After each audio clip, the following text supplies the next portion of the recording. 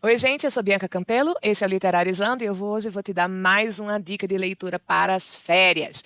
Dessa vez a gente volta para a literatura nacional com Serpentário, de Felipe Castilho, que é um romance eletrizante que mistura aventura, terror e fantasia. Se você é fã de Stranger Things, se você gosta de Stephen King, se você gosta de referência à cultura pop, à mitologia e literatura, Serpentário vai ser uma ótima leitura para o seu período de férias. Eu li Serpentário num período de férias, eu lembro claramente, foi nas férias de fim de ano de 2019, que é o ano do lançamento do livro. E, gente, esse é livro para férias ou feriadão, porque você vai ficar grudado nas páginas, tentando resolver ali os mistérios que a obra vai propondo, lidando com reviravoltas, né, peripécias em que, de repente, as coisas mudam de rumo de maneira inesperada e você vai ter um mar cheio, cheio de referências, né? Quem gosta de referência de cultura pop, principalmente de cultura pop dos anos 90, vai encontrar um cenário, um background para uma parte dessa narrativa que é maravilhosa, tá? Uma parte da trama se passa em 1999, então a gente tem aquela cultura pop de final de anos 90, no Brasil, que, sei lá, vai sair de Raimundos e bater em Carla Pérez, mas também vai ter, gente, referência a Disney, vai ter Red Hot Chili Peppers, vai ter referência de Katy Perry, Vingadores, Ragnarok, tem vilão nazista e folclore brasileiro, tudo isso misturado, e eu juro que essa salada toda vai fazer sentido, tá? Mas a grande referência aqui é a Stephen King, que termina sendo um grande homenageado, inclusive na estrutura da obra, né? Ela vai fazer conversar muito com aquilo que o Stranger Things também trouxe para sua estrutura, que é a coisa do grupo de amigos lidando com coisas sinistras, bagulhozinhos sinistros. E que, no caso de Serpentário, dialoga muito com a estrutura do romance que é o It, que é uma obra que vai oscilar duas linhas de tempo. No romance do It, a gente tem, primeiro, a linha de tempo do presente, em que os personagens são adultos, e vão entrando, então, os flashbacks de quando eles são crianças e eles lidaram com essas coisas sinistras pela primeira vez. Aqui vai acontecer uma coisa muito semelhante, sendo que tem um tempero muito especial de Serpentário, que é, a gente não começa com os nossos personagens principais.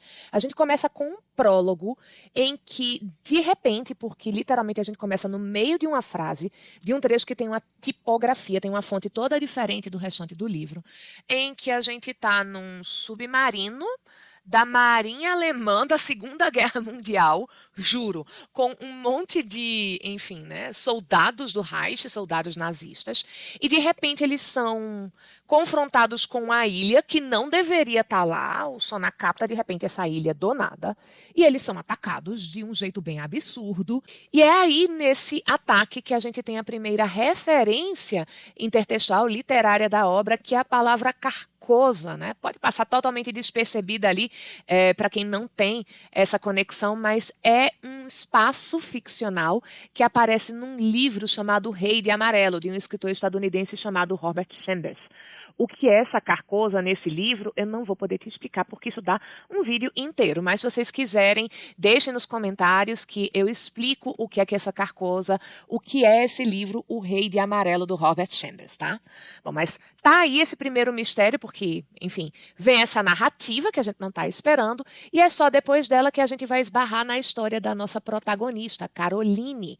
A gente vai saber, em poucos parágrafos, que Caroline, ela se sente uma pessoa fracassada, que esse fracasso está ligado à saúde mental dela, ou melhor, à falta de saúde mental, às questões dela de ansiedade, de fobia, e que essas questões de saúde mental estão ligadas a um episódio traumático, que está ali logo no iniciozinho da parte da Caroline, que é a morte de um amigo dela chamado Paulo. Essa morte aconteceu muitos anos antes, 18 anos antes, no Réveillon de 1999, num lugar chamado Barra de Sauaí, e que a Caroline, ela tá, então, esse tempo todinho, depois disposta a ir enfrentar esses traumas do passado. Ela acabou de pedir demissão para poder ir passar esse final de ano na Barra de Saí, nesse local, ou próximo do local em que tudo aconteceu, enfrentar esses traumas.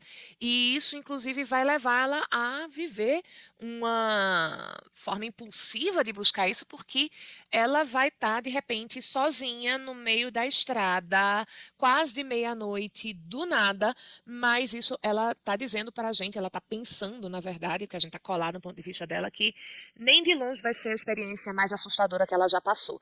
De repente, a gente vai encontrar isso aqui, olha só. Dependendo da carga emocional, das memórias e dos traumas sofridos, uma pessoa pode preferir ficar mais de 10 minutos parada no acostamento de uma estrada junto a uma mata densa e sem iluminação do que simplesmente descer a rua de acesso que leva a uma cidade com uma pousada à espera. Aquilo também era difícil. Ficar tão perto da casa de praia, a uma rua de distância, e não entrar.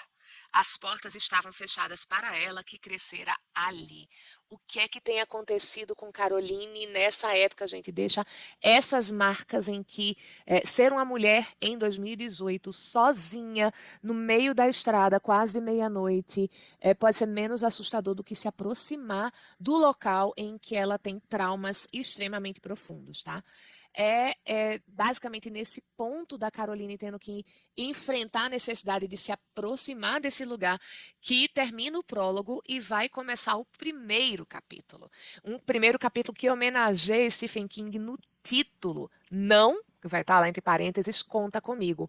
Conta Comigo remete ao filme que adaptou um conto do Estevão Reis chamado O Corpo, que é centrado na amizade e na aventura de um grupo de 4 amigos. Assim como It está centrado ali na amizade e na aventura de um grupo de amigos. No caso, esses amigos são o Paulo, que a gente já sabe que morreu, a Caroline, a Mariana e o Hélio. Caroline é a mais velha do grupo, ela tem 17 anos quando esses fatos aconteceram e, por ser a mais velha, ela é meio que a líder. A gente vai saber nesse primeiro capítulo que Mariana é a segunda mais velha. Eles formam uma escadinha, né? Mariana tem 16 anos, depois o Hélio tem 15 e o Paulo tem 14. Mariana é uma roqueira rebelde que faz a concessão de não estar de coturno na praia em dezembro, mas ela tá lá com a camiseta preta de banda e a pulseirona dela de Spikes. E ela é a menina que não tem papas na língua, que vai falar vários palavrões, inclusive quando ela está irritada. E uma das figuras que irrita muito ela é o Hélio, o menino, o primeiro menino do grupo, que tem 15 anos, e é o típico atleta riquinho, meio babaca, bem filme high school americano. E o Paulo, gente, é o caçulinha de 14 anos, é o menino que a gente sabe que vai morrer, que está dito lá no prólogo que o Paulo morreu na Ilha das Cobras, nesse Réveillon de 1999 em que se passam as lembranças. E o Paulo, ele é o diferentão da turma não somente porque ele é o caçula, mas porque enquanto todo mundo ali é filho de classe média alta, que vai para lá no fim de semana para casa de veraneio, o Paulo, ele mora ali. Ele é filho de uma empregada doméstica de uma mansão daquela área no litoral e ele mesmo, aos 14 anos, já trabalha como jardineiro naquela casa. E esse flashback e a linha de tempo do presente, inclusive vai trazer muitos momentos de crítica social, porque a gente está colada ali na Caroline e ela é muito empática, ela tem muita consciência dos privilégios e ela analisa ali a situação do Paulo. Esse primeiro capítulo, gente, ele é super eficiente para a gente se apegar ali aos personagens. A gente quer muito saber o que foi que deu errado. A gente sabe que isso tem a ver com as cobras que assombram Caroline. Caroline tem alucinações com qualquer representação, qualquer desenho, qualquer pintura. Joguinho de cobrinha lá, aquele antigão de celular, faz com que ela tenha alucinações que as cobras estão saindo dessas representações e vão pegar ela. A gente sabe que isso tem a ver com o cachorro da Caroline, chamado Manson, porque ela escuta os latidos desse cachorro na cabeça dela sempre que ela se sente desconfortável ou em perigo. E a gente sabe que isso tem a ver com a ilha que ela disse que foi onde o Paulo morreu, a ilha que aparece lá na história dos nazistas, no início do prólogo, e a ilha que aparece no final do primeiro capítulo, também ali relato que surge no meio de uma frase com uma tipografia diferente, só que ao invés de a gente estar junto com os oficiais nazistas, a gente está acompanhando um grupo de índios antes do início da colonização no Brasil. Então, a gente tem todas essas pontas misteriosas e a gente tem uma série de outras temáticas que vão estar ali acompanhando o grupo de amigos, tanto no passado como no presente. É um livro que vai falar sobre desigualdade social, é um livro que vai falar sobre racismo. Paulo é um menino preto. É um livro que vai falar sobre saúde mental, por conta dos traumas da Caroline e talvez dos outros dois personagens. A gente não sabe o que aconteceu com a Mariana e o Hélio. É um livro que vai falar sobre espiritualidade, sobre intolerância religiosa, sobre família, sobre coach. Tá? É um livro de 2018, então ele vai trazer uma série de pautas de 2018 e talvez esse seja o ponto mais controverso e um dos pontos em que eu acho que o livro dá uma falhada em alguns momentos, porque ele quer passear por muitos temas, termina não se aprofundando realmente em nenhum, e nem é a proposta, ele se propõe como um romance de entretenimento, inclusive foi um finalista do Prêmio Jabuti de 2020 na categoria romance de entretenimento, mas às vezes eu tenho a sensação que ele está meio que fazendo ali um cheque numa listinha de temas e questões políticos que eu preciso fazer para mostrar que eu não sou somente uma obra de entretenimento, que eu tenho valores humanísticos e uma consciência política de meu tempo, tá?